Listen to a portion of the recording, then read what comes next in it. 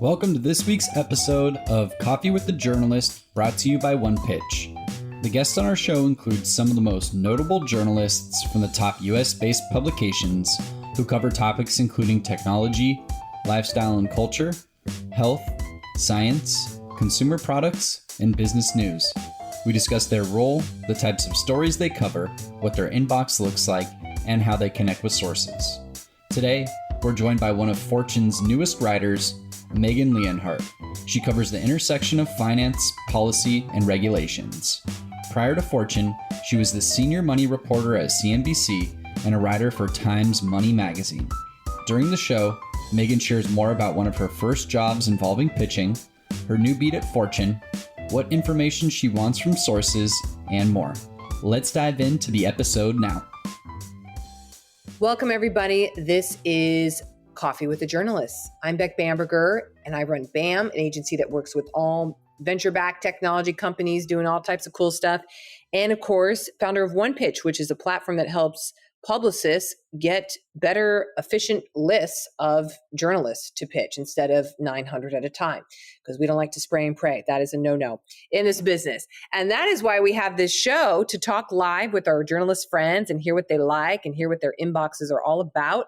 And as you guys just heard, we have on a writer. I love this, Megan, a writer from Fortune, newly at Fortune, Megan Leonhardt, who's coming from us live from New York City. Thanks so much for having me. Very exciting to be here. Yes. And Megan, you're going on a little trip next week or so? I am. I'm doing the summer recharge. So I am sitting there and going down to the Jersey Shore for a couple of days. It'll be nice. I love it. That'll be nice, especially kind of late August. That's when we're recording this. Oh, that'll be good. Right. Well, Megan, you might have kind of a different answer to this. I'm going to be curious to see. We often ask folks right at the top of this, hey, how's your inbox? Now, with you being newly minted at Fortune, is your inbox absurd with pitches, or how is it right now? It's actually, for the first time in a very long time, almost blissful, which is a weird word. Wow. Yeah, I feel like I used to, right before I moved, I think I was getting between 100 and 200 emails a day. And every time I was out of the office, it was just a mountain to try to sort through. And these were not necessarily all just like junk pitches. We're talking, they were a lot of serious pitches that I needed to wade through. And I did my best, I will say, to try to make sure that I let people know I was leaving. I sent emails, Twitter, LinkedIn, you name it. I really was trying to make sure that there wasn't too much, lost in translation. But I will say that most of the folks these days are sending me pitches that I actually need, actually want, and a lot of the clutter seems to have gone away. So either I signed up for way too many government emails, alerts, and things like that, or, I did make sure I was very strategic about only signing up for newsletters and alerts that I actually needed right now. And so maybe that helped declutter some things. I don't know, but right now it feels very, very decluttered from where it was earlier this year. This is the first time I've ever heard this on this on this entire show of 60 plus episodes. My God. Well, how did you keep it organized at your previous position, which was at CNBC, and you were there for a couple of years? Did you have a method to the madness that you're going to try to instill for now your very clean inbox as it is now? I feel like I am kind of the worst when it comes to my inbox. It was really funny. For a number of years, there was the big inbox zero thought process. Yes. And I thought I was doing it. I was like, yes, I'm at inbox zero. This is amazing. Until someone informed me that inbox zero actually means you have zero messages in your inbox, not that you have zero unread messages in your inbox. I'm zero unread, but I am not of zero that. Unread. Yeah. So I do have, folders that I kind of throw things in, especially if I'm doing long-term projects and things like that. But, on a whole, I feel like I use a lot of the flagging and the pinning and things like that. And otherwise, I look at everything that comes through. I really do. I feel like one of my very first jobs was essentially to be a human filter for pitches and assignments. And so I feel like I've always sort of had a good rein. I will say I've gotten a lot worse about responding to every email. I used to be very proud of the fact that I would respond to about 90% of all the emails that I got. That has gone by the wayside over the years. I'm responding more these days because I have fewer emails in my inbox of Fortune right now, but I suspect that will also start to decline as the volume increases. And just for folks to know, because reporter is quite vague, we were talking a little bit before we started, Megan, what are you looking for in terms of the pitches and what you cover?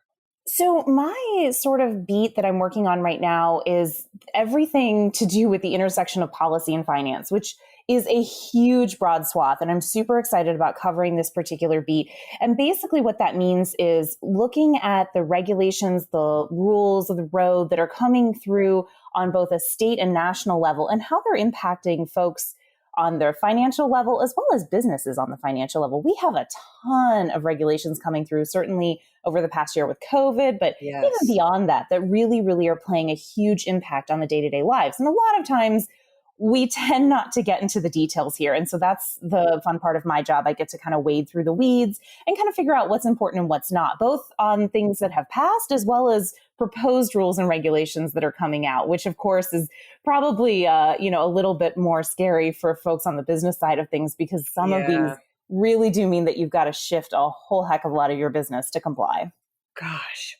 For example, for everybody, I like this one, grocery prices continuing to rise and no end in sight, and what that looks like. And then you had child tax, credit payments, mortgage forbearance. It's definitely more like, okay, me as a consumer or me as a business owner, how does this impact me? Yep. Yes. I've also been working a lot on sort of the COVID beat. And this is something that I think most writers and reporters have touched, at least in some form or fashion over the past year. But I've been working a lot around what this latest surge means for businesses, for colleges, for consumers as well. It's obviously pretty wide spanning, but I feel like, up until May, even into June, I feel like we were all pretty much like, yes, fall, we're getting back to this. It's all going to be good. It's such a fantasy. And now that doesn't seem to be the case. And so there is a lot to report there and figure out and what's going to happen. And then, of course, we've still got a lot of folks that are dealing with actual symptoms of COVID or long COVID, God forbid. I did a couple pieces around that. That's not a fun situation to be in. And I really do, sympathize for the folks that find themselves there. It's a tough road, and it's a tough road too for companies to kind of figure out how to be flexible for these employees, how to be sympathetic and supportive. But at the same time, you've got a business to run and you need folks, doing their job. So what does that look like? Really fascinating. Oh my. So I also like to ask folks, how do you get the inspiration for some stories? Because sometimes people are writing random things that look totally not of their beat, or, did it come from a pitch? Were you taking a walk? Do you have any ways you get inspiration, or are you culling something from the Senate floor to say, okay, what's the latest thing coming down the pipe, or what's going on in California, or what? How do you curate the stories you're going to do? I definitely do get some of the ideas from what's going on the Senate floor, the State House floor, for sure. Yep. And those are probably, a little bit more straightforward pieces. Sometimes they're just daily explainers or second day pieces. The longer pieces that I do are usually kind of things that are in the zeitgeist or sort of percolating. I feel like I've, done a lot of pieces around, as I said, COVID. And so some of those are just questions that kind of have been popping up as we've all been going along this route and trying to figure out, okay, well, what does this mean and how is it impacting? I feel like some of the stuff I do too, it's based on other stories. Maybe I'll do a quick hit on a company and I found something kind of interesting in the details of their disclosures or whatnot. And that kind of leads to bigger stories. I feel like I'm working on one right now that kind of came out of that. I was kind of curious about, a sort of technology that they were using. And now I'm going down the rabbit hole. Yeah. Would you say, if you had to give a percentage, convert pitches to stories? Like actual pitches that I got from PR folks? Yeah, they're like, 4%. So it's like pitches don't work, basically. But some people say, no, I save them for months and months. I come back to them. I use them for like trend spotting. I've heard that as well, which is interesting. So if you're just sitting there on your inbox and you're like, oh, wait a second, 7 people this week have pitched me on this new AI retail technology. Maybe there's something, going on with that. Or it could be, some regulation that maybe you weren't aware of, but now suddenly it's popping up through an aggregate of pitches, let's say, that make you spur something. So do you ever have kind of conversion to story from pitches? I do. And I kind of put pitches in different buckets. So I will say that there's the pitches where they're usually giving me a source. They're saying, hey, I have this expert source, whatever. Those are kind of pitches that I will save. I have a folder. It's, sources folder, and I will dump folks that I think might be useful down the line into that kind of folder. And then when I'm looking for something in particular, I usually go through there, if I don't have anyone in mind, and just scroll through quickly. I also then get the sort of pitches that are more survey or data heavy pitches. I do a lot of stories that involve surveys or data collections, things like that. I find that those are usually really great pieces, especially with lots of charts, and I'm a sucker for a good chart. So those pitches, those actually have a fairly high conversion rate with me. Either I'm like, yes, and it's kind of a green light, or I'm definitely not. And it kind of depends on the methodology of the survey or whatever's going on there. And then there's kind of the pitches that are I call them idea pitches. So they're, usually something where they're talking about a specific trend or an idea, or, some of them are super convoluted and I can't really follow them. Yeah. And those have a very low conversion rate. I would say single digit. I almost never get feature ideas or things like that from a pitch. It usually isn't there. I feel like sometimes, on a very rare occasion, it'll spark an idea that'll then eventually go down the road. But I kind of feel bad because sometimes, you get this idea spark, right? And you want to give people credit for it, but what they talked about or whatever is not really where you're going with this, or in fact, maybe you're doing the exact opposite. And so very rarely do I actually connect on those kind of pitches. Makes sense. We do have an audience ask, speaking of pitches, because this ties back to that expert thing. So this is coming from Caroline. Let's see, Throth and Sell, it looks like, from Iden Marketing. I think she asked a question on another show too. So here's her question for you. What's the best way to get potential experts on your radar for future commentary opportunities? So I think there's a couple things. I feel like I usually am writing a lot about similar themes, and I'm never going to do the same story every single day. That's just not the kind of reporting that I do. And I feel really bad when I've put together a fairly in-depth piece and then it goes out into the world and I get 5 or 6 pitches the next day saying, hey, I have this expert that is in on this very specific topic that would be great. Those aren't always super helpful. Sometimes I will save them and keep them for later. But a lot of times, if I've done a ton of work on a project or a piece, I'm not going right back the next day or even the next week or the next month. This will probably be a little bit. But I do think there are certain trends that I cover on a fairly regular basis, things around consumer protection, things around consumer finances, economics, economic trends, all of those kind of things. If you can give me an expert that is pretty broad-based and can talk a bit about a lot of things, I think that can be really helpful, and I will save that email. I might not get back to you that day with something I'm working on, but I've definitely gone back 6 months later, and the PR folks have been just like, oh yeah, hi. Yep. So long ago. I'm like, yeah, do you still represent that person? I'd love to talk to them. And usually it works out really, really well, and they end up being a great source. So, I will say that the broader you can make their subject area expertise, the more likely I am to be able to use them in the future. And do you search for them like your own personal Google in your inbox? I do. I use the search function a lot. I also, as I said, have like a folder of running sources that I use. It is a bit of a mess. I just have it labeled sources. I don't have some folders within that. At one point I did, and I found I wasn't actually using them. So they usually just go into a generalized folder. But yeah, I will also search by keywords sometimes too. Like if I need a fintech source or something like that, I'll try it, but I never delete anything if I can help it. Mm-hmm.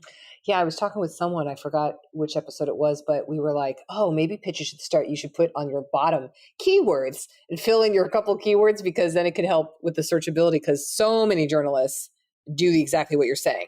You file it away, you put it somewhere, you Google it within your own inbox later. Yeah. 6 months later. Yeah. Very common. It is. You have this sort of Filofax system now anymore with your email. Yeah, and it's not your Rolodex. You used to sit there and have the paper Rolodexes on your desk, or The business card binders, I remember that was a big thing back in the day too. I do remember working in a previous job. I did have tons and tons of business cards, and I've tried all the apps about like scanning them in and stuff like that. No, it's such a pain in the butt. I remember this. You know what? That might be another COVID death in this. I shouldn't say death, but just death of the business card. Because who the hell's going to bring a business card around anymore? Right. And really, like, what are you going to do? You have to sanitize what are you gonna do it. with that? Yeah, you got to. Yeah, no one wants to touch that. Not so much. Oh, maybe that's like a future Pete. I'm brainstorming with myself here of like the business things now, never to come back. Right. I love cards. Ever. I wouldn't miss them. I feel like everyone hates business cards. They are useful. I'm not saying they're not. I mean, you go to a conference, it's easy to hand them to someone, but then my failing is that I don't always sit there and what are you going to do? Yeah. Put them somewhere. Yeah. But I actually still have my desk being packed up from CNBC. So I have like, stuff that I took originally from my old office when we thought we were going to be gone for 3 weeks. But I have business cards and stuff like that I haven't seen for 18 months. Wow. And those are just, by the wayside at this point. Yeah. Wow. Today's interview will continue after this brief message brought to you by OnePitch. Are you curious to see the unique ways OnePitch helps PR professionals and marketers pitch journalists? Head to onepitch.co to learn about our new OnePitch score and see how easy it is to find the right journalist to pitch your news to. Sign up for your free account today. Now, back to today's episode. Oh, man. Okay, we got a fill in the blank part here, Megan. So let me tee you up. My favorite sources always. Ask what my deadline is. Ooh, there you go. The most annoying sources always. Write novels to me. Yeah, no one wants that. It's a bit much. You'll get a response from me if you have some kind of pertinent data point. You can follow up with me if I say you can. I really am not a huge fan of follow-ups. I'll be honest. Yeah. Especially if you email me and then an hour later call me. No. I'm really against that particular practice and wish that folks would realize that usually throughout the day, I'm scheduled, I'm writing, I'm doing, I'm whatever. If I email you back, like that's a pretty big gold star. If you don't hear from me, just assume that I've read it and, either processed and said, nope, this is not for me, or filed it somewhere later. I'll reach out to you if I need the information. Mm-hmm.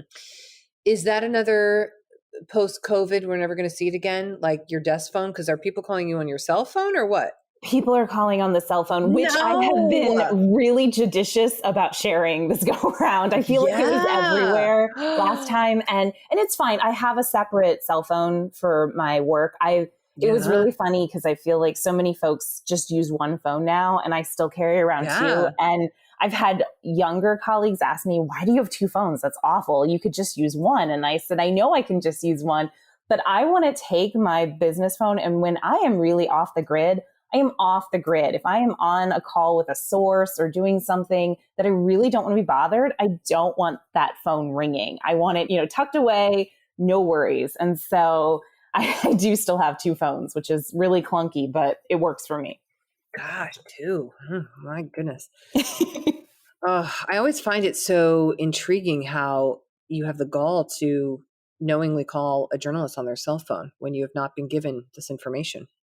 Yeah, as I said, I used to have it. Bold. Yeah, I used to have it. So, like, it was in my email signature, and so you dig your own holes. Man. I dig my old hole. Yeah, this time my email signature does not have that contact information. Smart. Some folks ask for it, and that's fine, especially if they're sources I work with on a fairly regular basis. But that makes sense. Yeah, no, it's not being given out. Yep. It would be a huge help if you. Or if sources. Sometimes the best sources are the ones who are following the news along with me and get to me right away with a statement or a point of view that can be really helpful, especially when you're writing sort of breaking news pieces. So if there's a bill being passed in the Senate or the House, for example, or even coming out of committee, And it's something that is pretty well followed or not. And, those sometimes emails can be really great, not only as a heads up or hey, this happened, but also they usually have like a statement from, the organization's president and, they've done the work for me. Those are really beautiful, helpful pitches. Okay. So you do like newsjacking, like I do. top of the moment. Yeah. Ooh, that's good intel to know. Because I think some people get a little trigger shy of that or like, oh, let me I'm like, no, early bird gets the worm. I think sometimes it's helpful to get a bit of a temperature taking too. Yeah. I feel like, you have things like when the infrastructure package was coming together. Yes, and don't get me wrong, there are many stops on this train ride to passage. Absolutely. But, it is sometimes helpful when you have a lot of folks sitting there and saying, hey, this happened, whatever, and here's what our point of view on it. Sometimes it can just be helpful to then have a graph in your story saying, and, several major industry groups, consumer advocacy groups, whatever the case is, did not really particularly like this section of it or something. It's nice to build that kind of consensus within the story and provide some context then. It's not to say that I always use the quotes that are in there. Sometimes I still hop on the phone or whatever. But as I said, it is sometimes helpful to have those. Mm-hmm. The best compliment I received about my work was? I feel like a lot of the articles that I write are very consumer focused, even at Fortune. And so I do talk and have a lot of anecdotes in my pieces from real folks that are experiencing whatever I'm talking about. And I always appreciate it when folks actually read through the anecdote and then sit there and say, hey, that was really powerful. I also agreed with it. I actually have several readers, and things like that usually comment and write in and say, hey, I read this article and I'm in that same situation or whatever. And that's sometimes led to other articles. I feel like, sometimes readers point out problems or concerns that maybe you weren't totally aware of. And sometimes it's you have a typo in your story, which is appreciated. But other times they're genuinely reacting to something that you've put out in the world. And that is no higher compliment. That must be nice. It is. It's a good day when I get those kind of emails. Yeah, it's good. My perfect Sunday is? My perfect Sunday is sleeping in. I am a huge weekend sleeper, and then having a little bit of a lazy morning, maybe going out for brunch, and then kind of curling up with a really great book in the afternoon and just not really having a whole lot on the agenda. Always lovely. That sounds good. Mine includes a New York Times Sunday edition.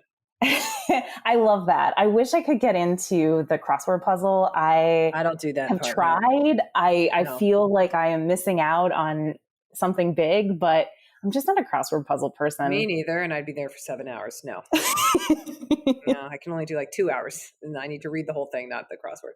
So yeah, I feel you on that. My favorite hobby is? My favorite hobby is baking. And I guess probably specifically stress baking.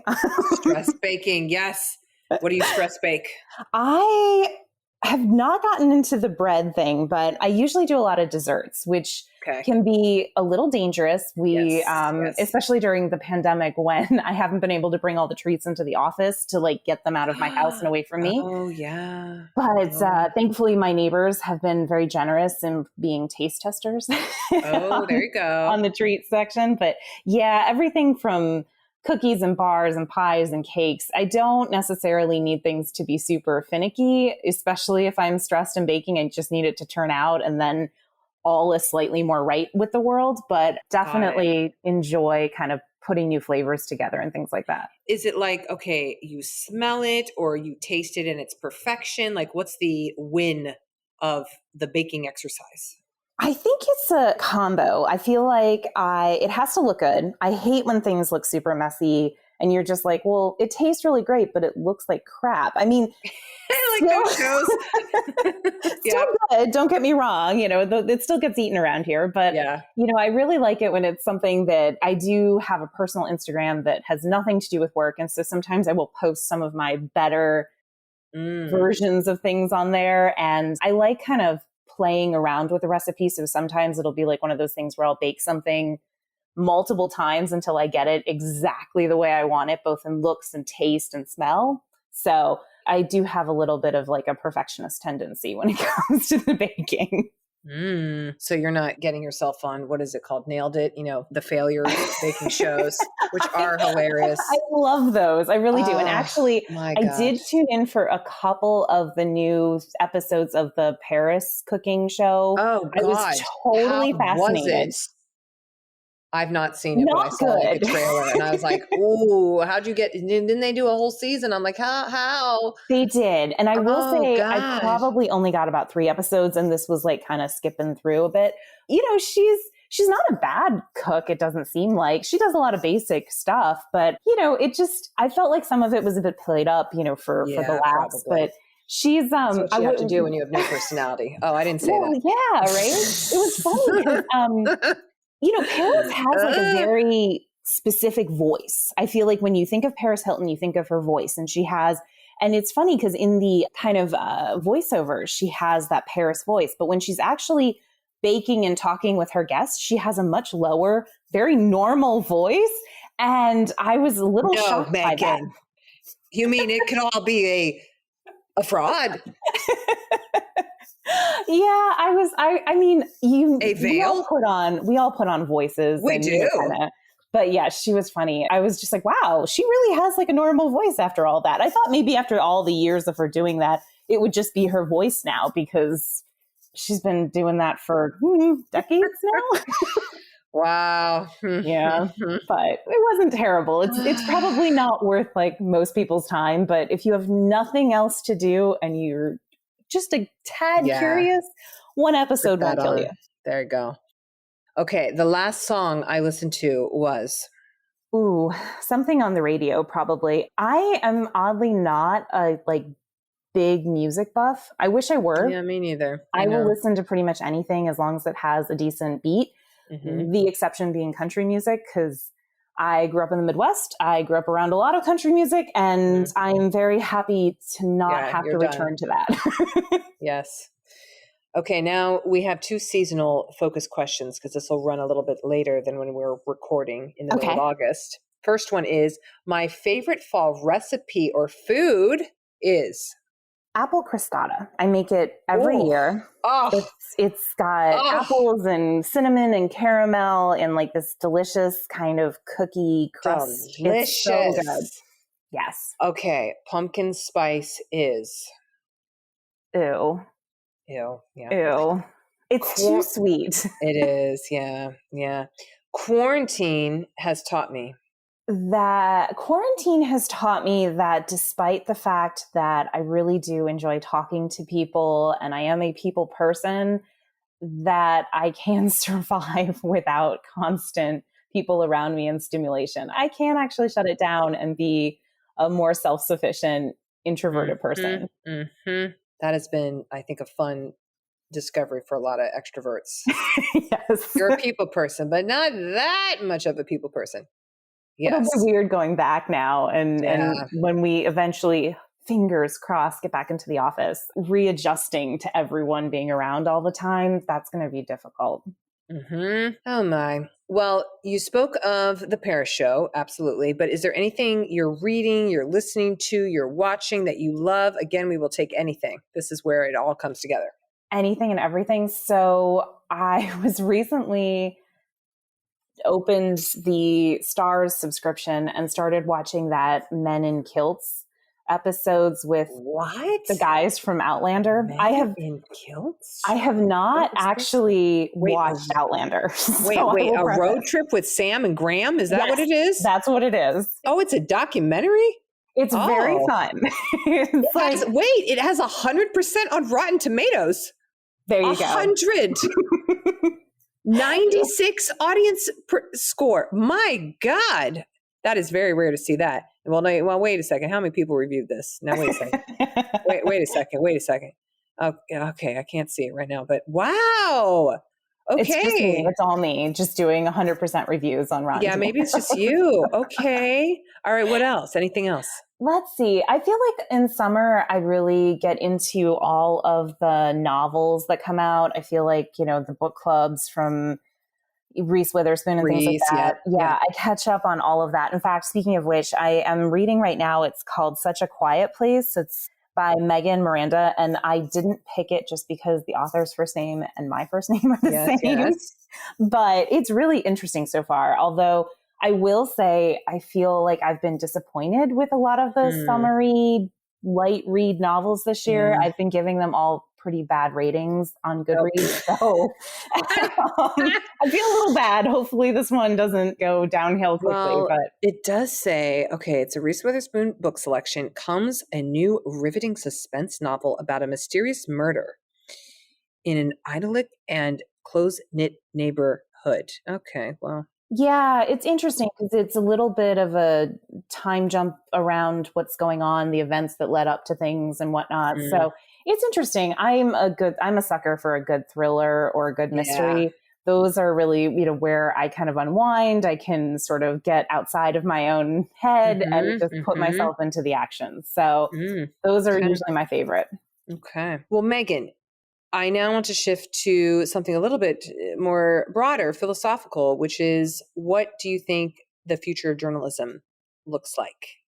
That's an interesting question. And I feel like I have a lot of friends who are reporters, who are journalists, and we talk about it on a fairly regular basis. And I've had a lot of folks that I know move out of the industry. And that's always been interesting. Some of them have gone into law and a few other places. And it's like, well, you think that's better than journalism? But so I will say, I've spoken to a lot of younger journalists over the past, year, 2 years that are entering the industry. And I think that is a hopeful sign. I talk with them and they're so passionate and they're so optimistic. And the Gen Z reporters are going to be really a fascinating bunch to watch because they are sort of the folks that have always grown up digital. There wasn't people like me who had to do the print to digital transition. If I never have to go through one of those again in my life, I will be thrilled. So I think there's a lot of hope, but I also think that there's some serious headwinds facing this industry. And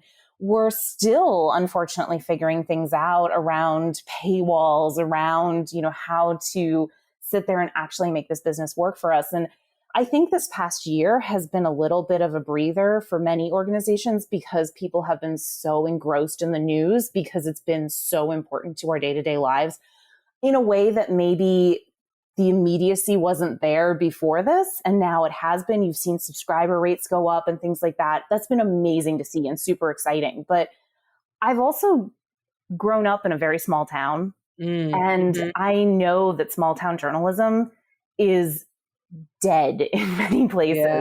And even now, I feel like I live in New Jersey. I work in New York. And if I want to know something that's going on in my own neighborhood, at this point, it's usually easier to find that out on like the neighborhood app. Yeah, exactly. Than it is to go try to find it in, any kind of newspaper or online site. And that's a shame. And I feel like there's something bigger to be done there, and it's going to take a lot of energy. It's probably going to take a lot of money to figure out how to revive that. But, it's really important to have those kind of community aspects of journalism. That it's important not only because you sit there and you have the kids playing the baseball games and softball games and you can read about it and you can share those papers with friends and family. I mean, that's something that we all grew up with. That's super important. But it's also important in the sense, like, you need to sometimes know what's going on at the local school board. Those things are not being covered in any really tangible way in many communities. Or even my own, I feel like we've had a lot of issues around, some of the really, really local politics that are impacting people's day-to-day lives in ways that they don't even understand or realize.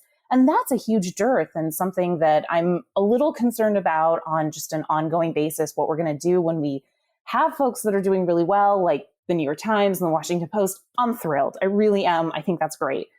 But I am worried for the rest of us, if you will. Yeah.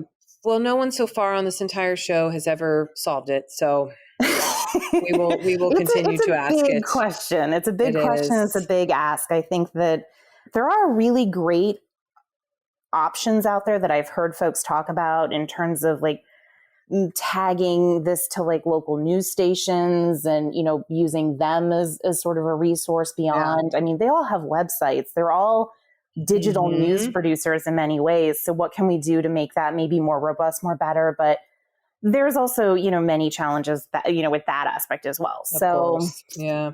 yeah. Oh, yeah.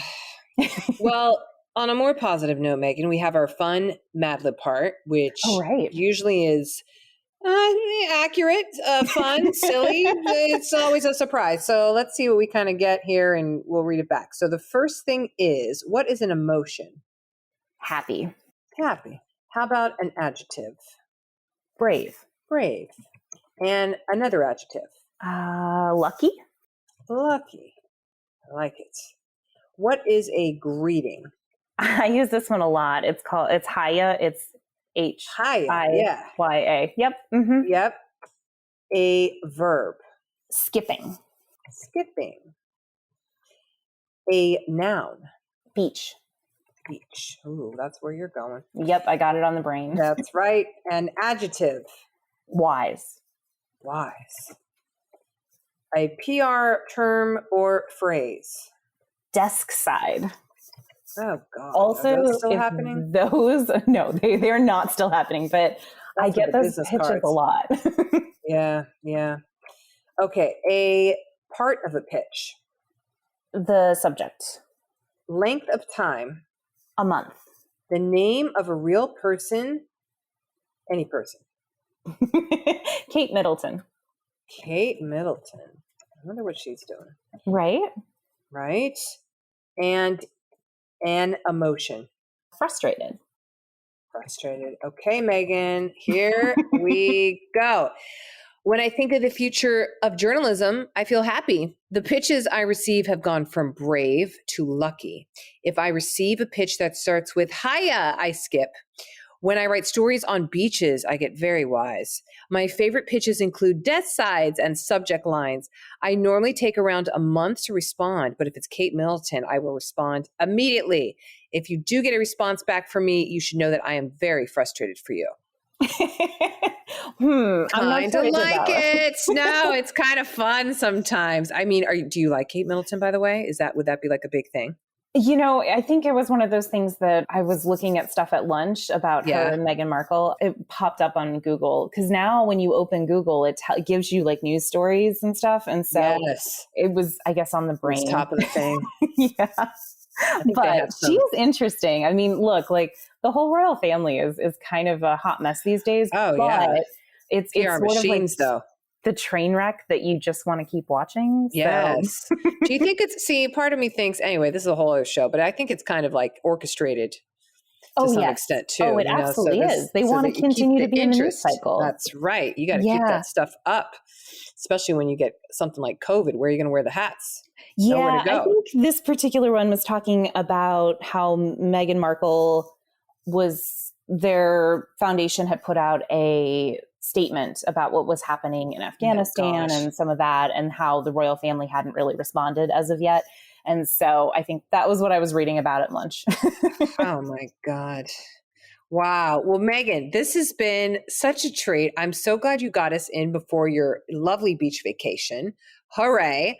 And thank you for being on today. Congrats on your new role too. I hope you get good pitches. Thank you. This has been so much fun. I've enjoyed every moment, and hopefully you have a good rest of the week. Thank you.